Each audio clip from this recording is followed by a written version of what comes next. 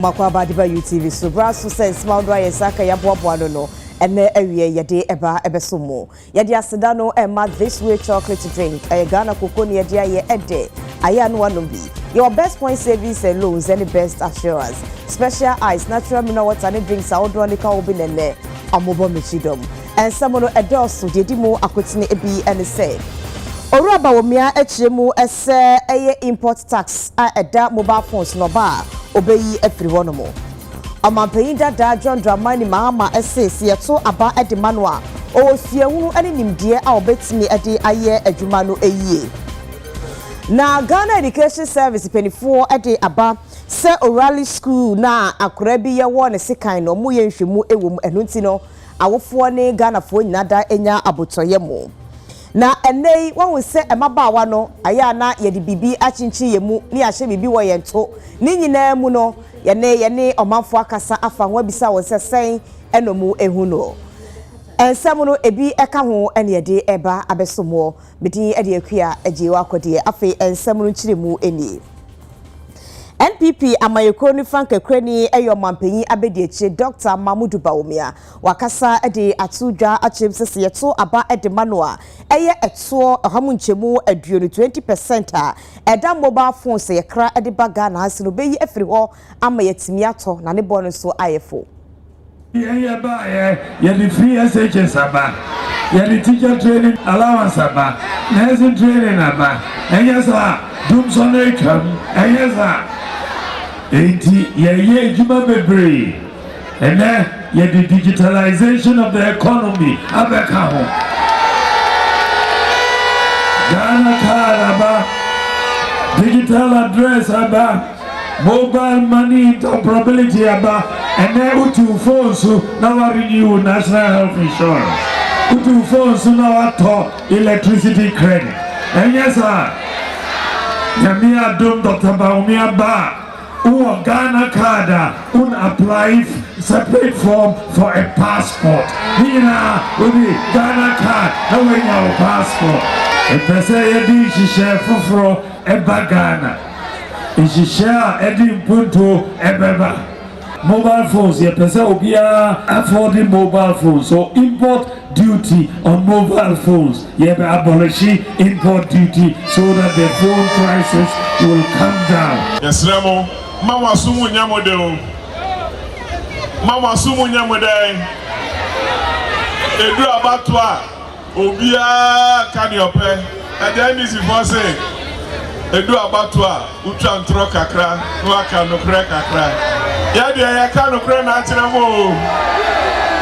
Me mpese mo baba fie wa be kase yehu yanka. Dabi. Yes, Ramo. Abana yebi free senior high school kwanti also share na moto abama ye for the past 8 years mo share yam potemu ha MPP abani ye diniye pa me wana mo share ya kwan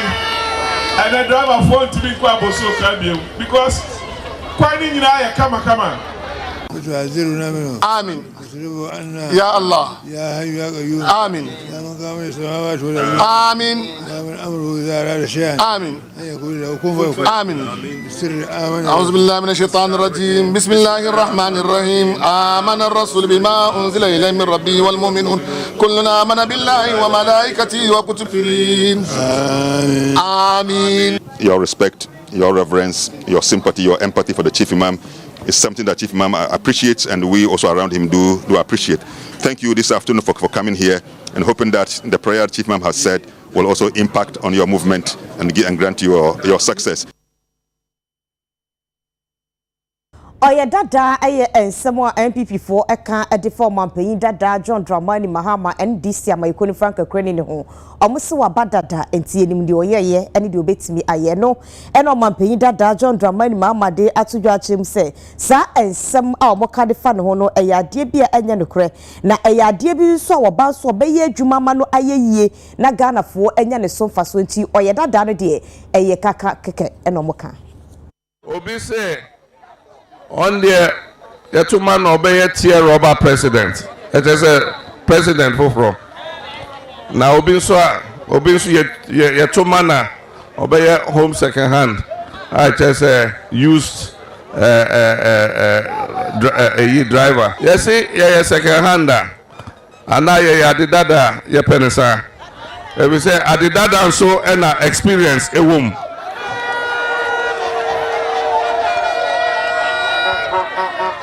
adidada and experience so much at the forefront. Na yenim say NDC amanyoko yekuta omainda yenim say na ya setna city abra NDC wa abayimu NDC ye empunto heden wohwe Ghana ha nyina bebia mako bia ahemfo nyina eboya baso ese abra na mo ho mo breso ena kani abai mo breso ena arisabia abai mo breso ena muyi ye kwan mo breso ena mutu nsuo maaye mo breso ena musi school maaye bebia mekobia ye kanfo ejuma NDC aye mempese meba be president amwato aba mame na mo MP akodi baby foforo ye say odwan onama neba enedi nechi wo se odwan nama osonoba edi nechi entimi nye yeda ezu osonoba no obetietia odwan no so ekuno enti se odwan nama ono neba odwan enedi nechi osono so nama osonoba enedi nechi enti ma obia nto skirt and blouse minim say nipa bi nam ka say yenim say sene is there ye better ama JM and so parliamentary no ye fa ma obi foforo debi entimi nya adwuma sa ma munye sa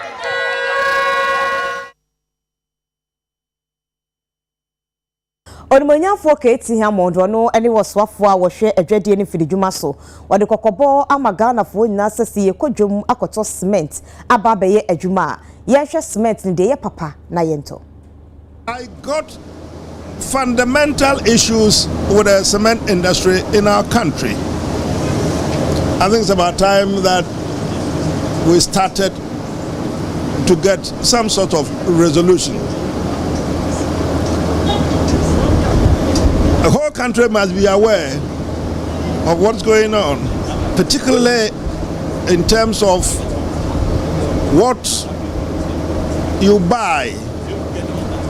in terms of what you do with what you buy. The manufacturers have told us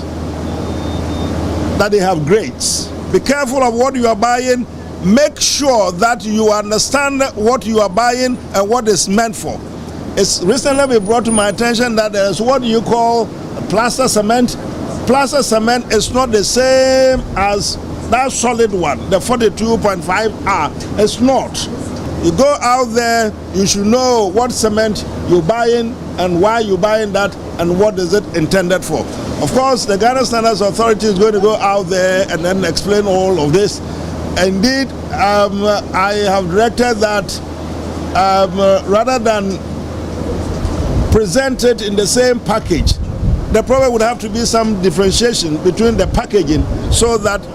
when you are buying a particular type of cement, you know what is it that you are buying and what is it for. I have consistently been arguing that we are not being treated fairly in this country by the cement producing companies. I have gone through a lot of literature. I am clear beyond argument that there is a certain amount of unfairness in the pricing of cement in the country, and I am prepared to make sure that there's some sort of sanity. We are going to put in place, by virtue of the LI which has come into force, a committee. The committee is going to ask all the manufacturing companies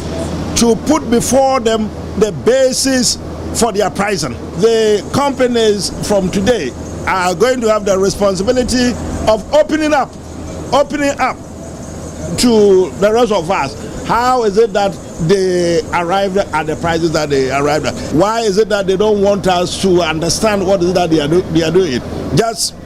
by their own whims, by their caprice, every day just come up we increase it by this, we increase it by that, because of the so-called foreign exchange fluctuations, while the law is in place now, and they're going to have me to deal with.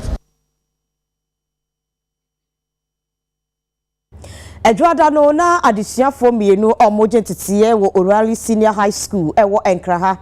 eji echinye ede afade ne papa ewo sika ho entiase anya adwuma nam soma baako etwese kan ede wo abranti anase akoda ne din eye Edward Saki a wanya mfinhia du enwotwe 18 years wonsom wantimi anyina ato nanam ewo ense do ene Ghana Education Service penifo ede nkrata ba omose Director General awono na Ghana Education Service wada no ene akyerɛkyerɛfoɔ ni bi awofoɔ ni bi ene empenifoɔ bi etu anamon akɔ school mu no mo akɔ awofoɔ ni bi so enan so ene omo akɔkasa ahwɛ mu nkrane ne omo eka akyerɛ Ghana foɔ nyina ne sɛ omo ahyase apaw abedwako a omo yɛ nhwɛmu ede afa asɛm ne ho na omo di yie ato yie enu nti omo hyɛ Ghana foɔ sɛ yɛ nsɛm a yɛ ka ɛwɔ saa nsɛm no ayɛ a yɛnyɛ ahwɛ yie kakra kopum ebra investigation no ebeba no omo emma yaso ensi ewo anodi sem a ebeba beto edwa ewo ho no emu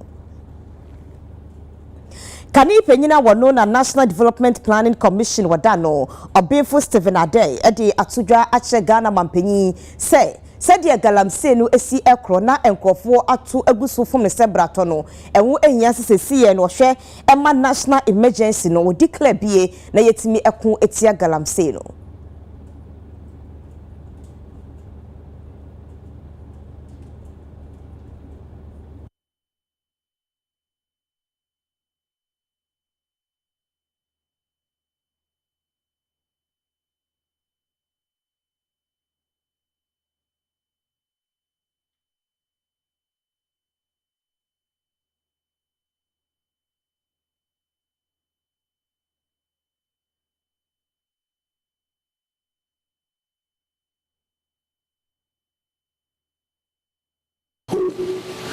for us and in his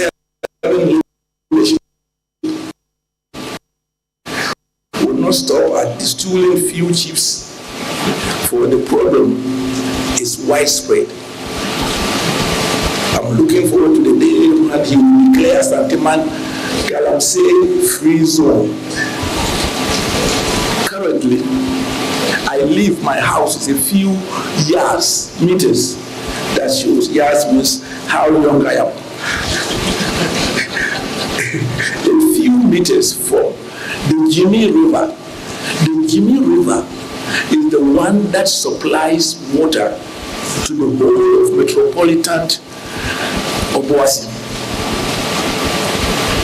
That river is being totally destroyed, and at its head, called waters, Galamsey activities is so bad, and my house is less than 500 meters from there. And interestingly, the Omaihene of Adansi Traditional Council lives only about 200 meters from me. I believe that these are some of the things. Galamsey is a reflection of leadership failure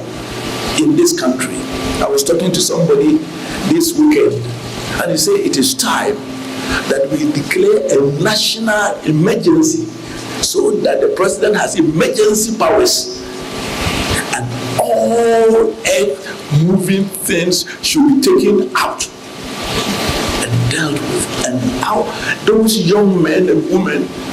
be encouraged and trained. Of course, they can go back into mining, but at least not at the expense of the lifeline of Ghanaians. I believe that over the decades, what the evolution that has taken place in DVLA must be seen in the management of our environment, in the management of our resources.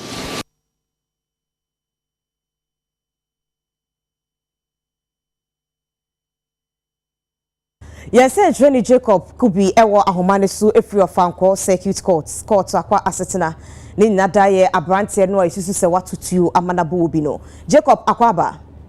So we have court to call asetena no omo si abrante no ne nsem no emuduro ne sɛn yo minu ka say there ene omode ni be pie mu e wo court anapa ya na ne lawyers ejire mu say anka omo stre eye bill e de amano se ne be ya obetimi abo a police for any fifimu ne nipa na we prada ayaresabia no wenya kwan na wetumi ahwe no na so eye prosecutor order eye odi assemblati any see the police for mu copy with this to eye court name say almost record na asem no amuguso eye mu hwehwemu omu wieye nje nya ade a mbetumi ama aye abranche no bill ma na copy nti no court ni nche no na mo manu meto mu wo eye kaso a police for akukum na mo fan toa ensem no so we ka ko wi akire no eye kaso district court a hye se eye abranche eye fe no 9 akwesi donster 9 akwesi Lati na akwesi lati no na ye bandit chief e de ma wutu ofanko ono ye bandit chief dodo ana efren donster e fa no kwotri kasa police for okukumu na wotwe baako na wotwe baako echi no won nsa no emfa mbra court na ombe di nasem no ente enano de kopie mu e wo court no na me ba abra ye pie court mu ba bonti no awon wasam sie awon sema esi ene se eya apapa ya etuo akasa na oda eya wi ni baba ayaresabie yi na ebusafo bi mbepie mu e wo court no mu chemu se asemu ya aba court no ayo mo ya papa yi esan se efie enibi entine abra etuo tui etoye no abranche na oda said no na abra oda ho nyina no na obo mo eni sikasem e wo ayaresabia ho prekope no ogbo mo ni sikasem e wo ayaresabia ho mo no amuso ene apolice for ka san se ebusia ehia e na mo ehu ni se abranche no wan seda e na otutuo no ja ka mo hwe se ombe wa na yama ne bill na otumi ahwe omunipa na order police station no anche na omunya ni tie se NDC amanyokuo no omu PC ayefe na akoyo enso e de aban famem se omu etuo akasa omu party nipa baako ama asem no akopeja akosoro na nka omu de omu hwe se asem no beye form na ebusafo na tumi ahwe omunipa na police station ba enam na akoyo so ama si say asem abepie mu e wo court asem no aha mo pa de dika de to su mienu eyo onobo na akoyo enyo omogbusieni ento unja onfi asem no ho na omankasa endi asem no na nka enyo ono a anka boy no onkopie mu e wo court na abro wo ho no na omuji sika wo no ho e de hwe nipa no ewe hospital or sending by through momo na sisi a o se momo sika na afa ntanka mo hwe enim tanka be ma ne be no akofie no akobanga akoyisika ba na omode akohwe enipa no wo hospital ama enei wakopie mu okota ya rema ne no a okwakode mu na wotwe ba ko no e de ohaw ebebra mo pa yi ana abusia no refise se no asemo no enya abusia ne dia biem eyo man ne dia mi bi so mo sa pepe no mo hwe mu se ewo mu se etotuto na aba mom de na nso na nka omo de na nka omo mpe court omo pesika na omo de be hwe nipa no ewo hospital nsisi akoba ni say no ba no some be operation some be ji sika dia ya di omo nya bi nipa na obe ma omo sika no sa nipa no na sisi a court aremane no na watwi mienu nsisi de omo ni sika omo de be hwe nipa etu obuba no ekogu na ya afi ene ne sre for batting bulletin spread here nja na ya se ene ne sre ho nyina no adibi bulletin bi ese so mo yi operation no mo yi bulletin nyina efrim adani sikasem nja nka mo hwe anim sanka police for be ma ya branch ne be no wa ko banga ko yi sika e de abro mo san se omo ko hota mo ko di sika abranche ni sika asa woni phone so nti agi okofie na okobanko yi sika se enra omo ti se asem no aban frama mu afide asem no aye kese kese na eti kane no mo ane wa mane bona abranche no wa ya sabia no akohwe no me no ka say ma ko homo anapa we na meeting court no eti meta ko enyime akohwe ni tibiem yati tina de munsem so abreye yesi ntwene Jacob Kubi ne eti ne nkani free of Ancourt district court eye abranche a yedi afahye etuo kasa no ogwa yaresabia no court se abranche no onkoda posi kukum na watwe mienu abusua se abrante ne na ehwe ne opra no eti wokoi ebeye den eho ensem no etwetwe no ma ebedimu enkomo biem efi abato mpesua no ma hyebedwani ewo MPP amayekoni dimu eye lawyer Isaac Yaw Boama na wakasa di atudwa se eye government district road improvement project na wode abano yenhwe ne anya na manwesem eba no sa be ha kwan a won ba be yie ewo mensi na hodo no emu Be akwan for political expediency but me pede bibi ayede ensabeki bia na ye ma ekwan ne hotew na oye den so na ne ho banfa so de ma amanfo it I've already been in discussions with the municipal assembly machines be aban the some equipment be reba the yemfa mboa akwan ye on my side we do commoner ma pick all the major connecting routes na oho adweno na ya shase na ya my role is to make sure the menya fuel menya sika yibutumi dey drivers na nkrofo. It is one of the biggest initiatives abandibutumi to mobilize all these graders, rollers and backhoes for tipper trucks for almost 200 plus constituencies or district assemblies. It's the biggest machinery intervention abandibutumi. And I actually now kwan so say yakada yeri nyina asphalt another enya the misika no enfanye it you give it the first phase enya machines na wa afado ma ekwan no wa yedin ejuma candidate in this name na oriana achode opede obua na ahona what mantem ha nyina no won ho to one so ejuma na oriana no ho baba mfaso bebre da ma road users no na residents are or this community. We hope that by 2-3 years, this project, Obama flat road area, not what to. Oh, in Egypt, there, you're about to the way because a kind of no Ohioan. Say, actually, main road or other number 9 traffic or the Quatania say, young fan there or broker, a hand or access our drivers here to me for your call. But recently, the Munsuta. Wonder kwan wa block go slow ototo yen swamp na de nti oye na nije then they about to the way kwani medo was self medo because traffic jam area number 9 high bypass and fire for town e ko yi chu na de tano medo nti oye na wo boy yeko eye aguna bodnwa no ahodomo ewo mfimfiri mantemu na nkrefi hodomo aba ene se edan akasa adwiri agumu enam so amankrofo bi hu aka Sylvester ewu abrobe ewo ahomane so ewa akwaba ye na oba kia bipacho eba ne se na dan ne dwiri gu ye na hwan na ne ho akan yo eye aba mfimfiri mantemu a eye aguna east kuba kwa ye fe no aboa no eye kura ewo sa aguna east empeswa ho na ne ho ne se eye igbefuo bi a omufi water region na wa no ma igbefuo omkohia omnyonko na utumi ka efu ana utumi jesu ana ese oninu ane wo we na o ma ba sue ewo omunua ba akoso ewo saa kro yi so ana eden na motemo no omufi ewura no time ne so ye no ma nya sika bi ma ntua nti ne ko ba se fi ewura yitu saa anwonafo yi oba ne ukun firi eden na motemo ntima mi bia owo saa aboa no hoyi ono de mi fi ama anase ne dan ama saa awadufu eso mu ntirem na omoma amukura ne ye saa enkura mbimi ya meka sei omato anana mo ansia bi na ne ko ba ne se efia dai ana maami ni ni kun se omukọ afuom omonam kwan so wa na munya telephone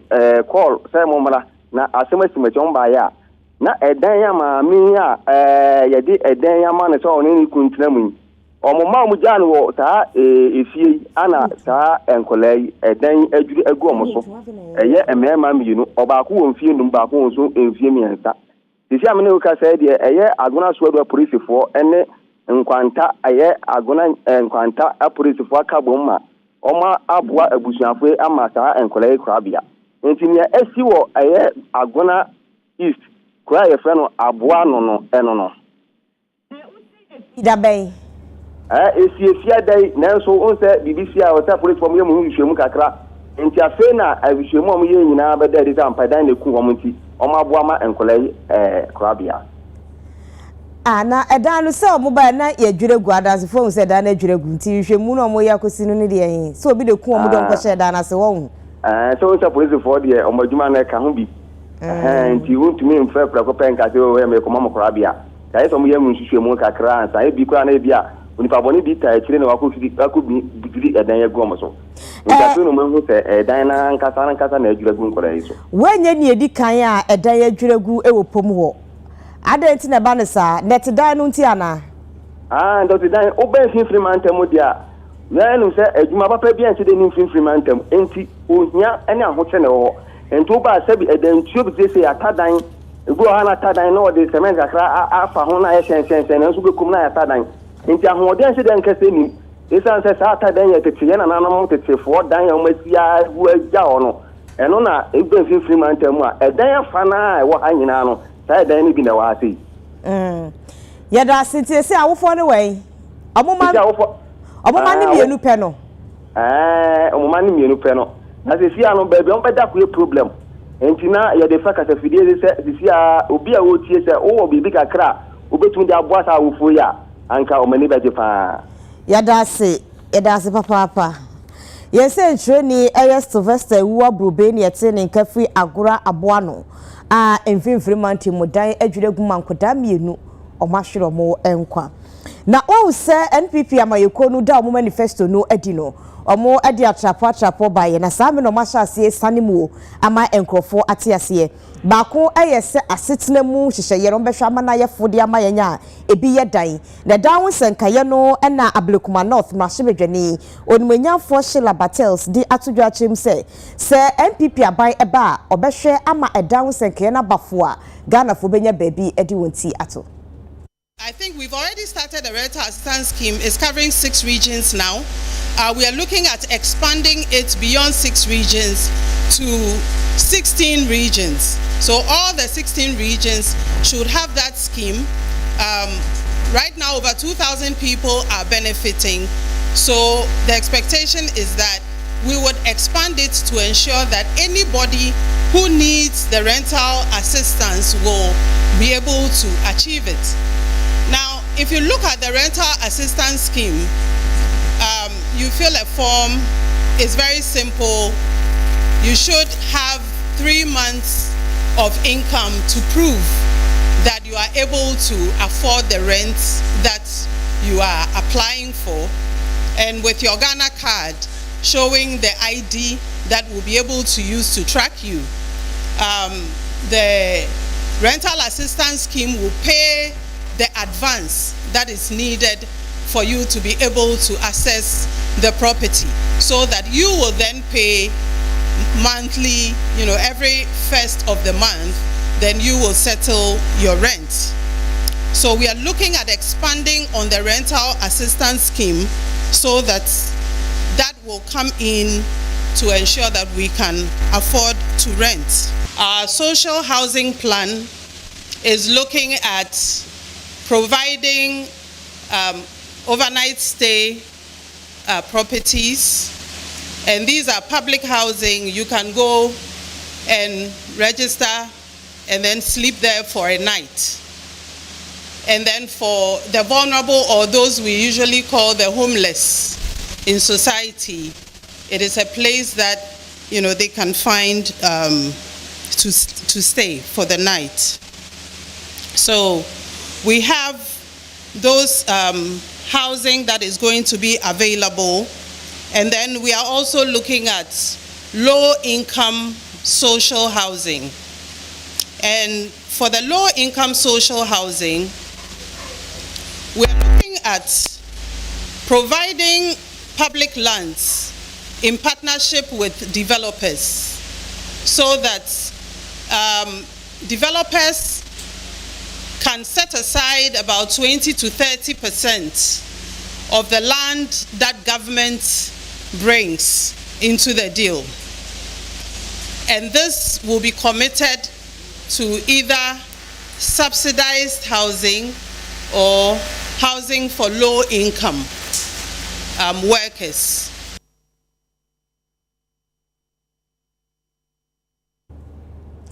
Obefu kwesi enin eyobi onimude efa bamba wo no se amanyosem ade bi emu odu papa na se kase yejai ede amamanyofo nko ayo a eduhaw ene ye nie bebanti Ghana fo nyada yen sorry ne yen kire ya adwen ewo democracy ekwan so. Chair and Right Honorable Speaker, the title of the lecture gives a clear indication of the inclusive nature of the endeavor that we have set ourselves as a nation since the commencement of the Fourth Republic in 1992. That as a nation, we need to work together because politics is too important a business to be left only for politicians. This point therefore recognizes that democracies function best and depends on the lively participation and contribution of multiple stakeholders. But why the focus on 2024? Chair, 2024 is an important electoral year globally, not only in Ghana. Mr. Speaker, Chair, distinguished ladies and gentlemen, the notion of free, fair, credible, and peaceful elections are specific outcomes that can only be attained through specific, deliberate, targeted, and conscious actions by institutions, groups, and individuals. To attain the desired outcomes of a peaceful election also presupposes that peaceful elections will result in an acceptance of the announced results. The nature of utterances this year creates the impression that we are laying the basis for contestation and we are willing and prepared to shed lives.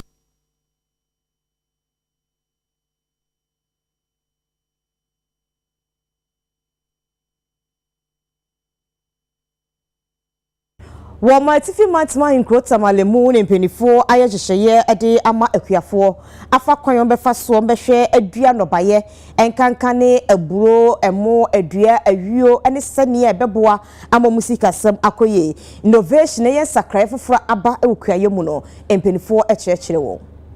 So what we're having here today is we're bringing 120 different stakeholders around 4 commodities in Ghana, and these are maize, rice, vegetable, and soybean. Now the 4 commodities are part of the contention from the Technologies for African Agricultural Transformation,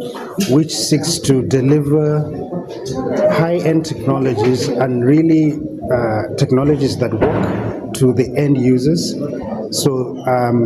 TAD is a program that's funded by the African Development Bank, and it is implemented across different countries in Africa, including Ghana. So we're here in Tamale today, where we brought together these 120 different stakeholders to train them on the concept of innovation platform. But we're not only training them, we're actually going to put that in practice by ensuring that at the end of this training, we set up 24 innovation platforms,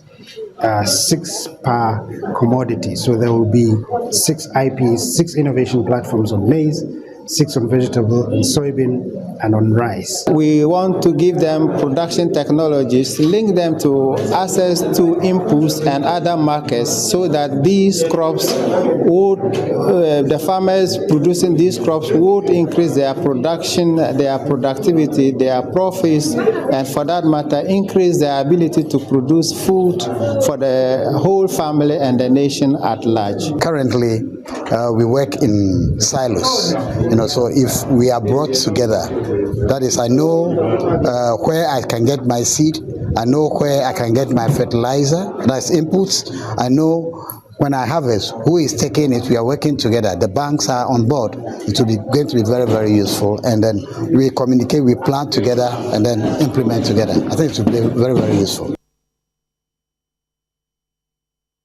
Fashion ye ahusiesie no ade bia edane dane kane no se oba agina wo na wo yetea yesi atea donko eno no mpe na de ne to no ebi enhye de ne wo papa no yese no yesika fodia ewi eche ne yese atade ye hye ma shoulder pad mrem sese efiri ho no mu ama sese no ye hye atade a se ase ne yekufu kakra na emu peja na timi ache ye mu no nso ye timi asnatch no kama na chese atade na yin ho ama shape na piepie obi ni sika obekwa yaresabia akwakoye BBL nti no aya no akwakoto fom no wahye anase wode niema abo ni mu na ni mu ayeketoa ene ne mema ni bidi nkomo no mu di tudwa kire mu se de nyankopon de ma ye se ye bosu ni ye hwede no no eye ye structure na ye gina wo no ye fa no anante efise no eno mope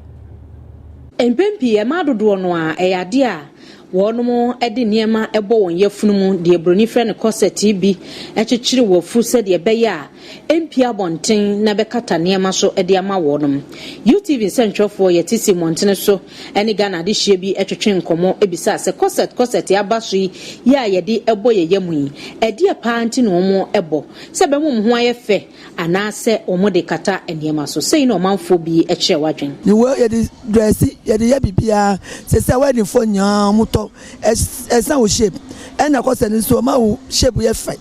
more than ten uko panie nti obia to se we obia to oba ni brema ni nya bo to manire corset nso e ma obode ye fine obi wo ho a o si oni to nti o to na wanya to obi nso wo ha e to ni hips ni nyina oni na wa to obi wo ko se mi ko sha atare bia ebe mama ye ono nso na wa be to sado shebuti bia no me de me hu a ayefe me ayefe no matter how o shape no etie me bi se me pe ma mo ye entientia pe ma mo so anabisa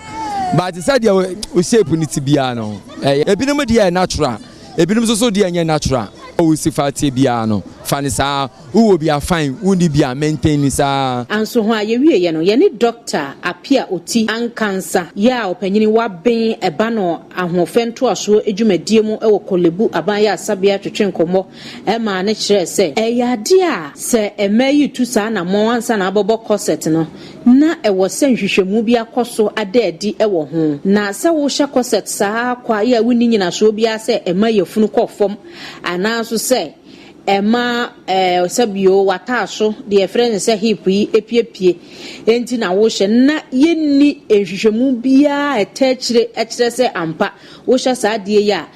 wubenya wafu amana kofom anase ayetratra dia na ehu akohia se yadwene ho ebiom ade bia aye foforo kra beka ye ho a obia sori a na obobi emprempren ya mene wo kasai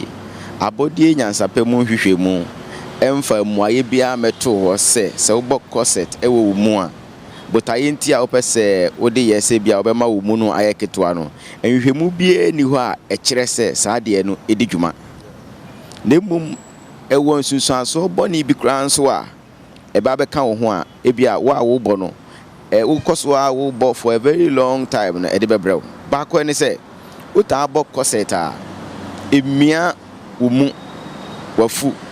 ema wahrawa no se home a osenka ahrawa no mu bie na etwemframa kese ko mu no entimi mbie kese efise wa mia wo yafuno no mu entimi entwemframa kese enko mu enti eha ohome no se ne esiye afi emia wo yemu niema no corset no emia wo yemu niema no na nyame boye no waboye nse ye muscles na ewo yemu no ewo se enya free will na etimi emuvu eko eba wo de corset no mia wo mu a o restricted anasa o muscles no ehye over a long time na afi obo say when your muscle weakness na yeah as physiotherapist dia ebetumi ya kire se nkankofo enhwe enye ne se enka o de corset ebe mia wo mu ama wo mu ayeketwa no enka fa exercise any diet control fire sane ma no na umumia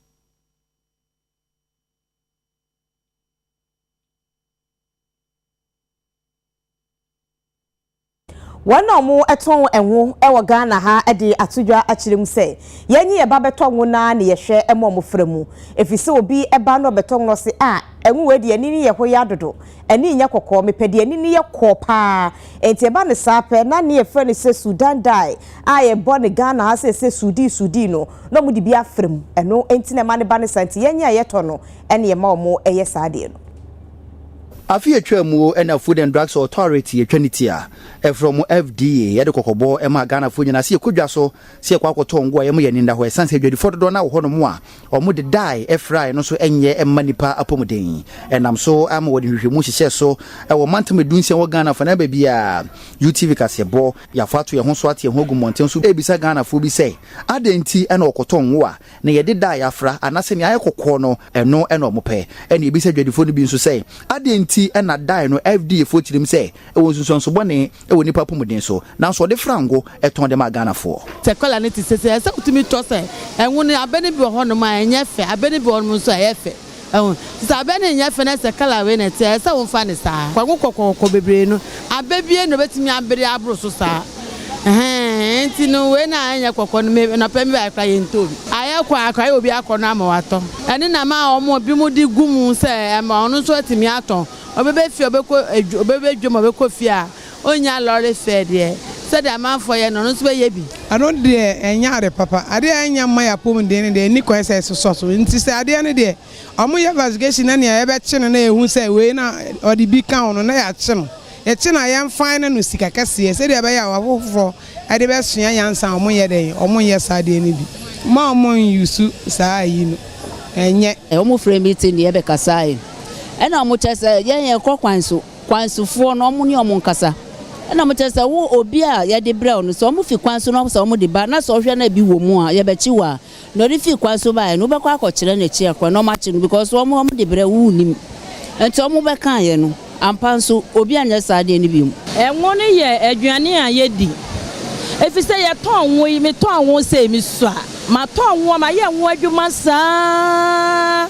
eno an de hwe ye ma e de ye bibia ba ye ntumi nsesa e bia kala mfe nwom emfe ma amanfo mfe ni chese nipa no o customer no kra na na se wotwam na se nipa no obetobidi na se wo yare a o kire bi wo beba ana se bibi ye no a obeba ba e ma na bedwa so no mu bedi dwa no mu ye aduane ton no obo na pese ye de kala ne gum oho emma wo mo se yo de ye aduane na aduane ne be ye kokokokokokokokokokokoko ye be free market ama no ba ya ye ti ho no mo de ehu hia ama ye oba na se wo de enye kokko a opese okwachini a no ope kokko na woto enu nti na ma obia so pese ope kala ne bi no de ahye ne de na aye kokko ama ya to ama no na free du ama no enti enu nti na ma kala ne wo kuro mu no enu ntira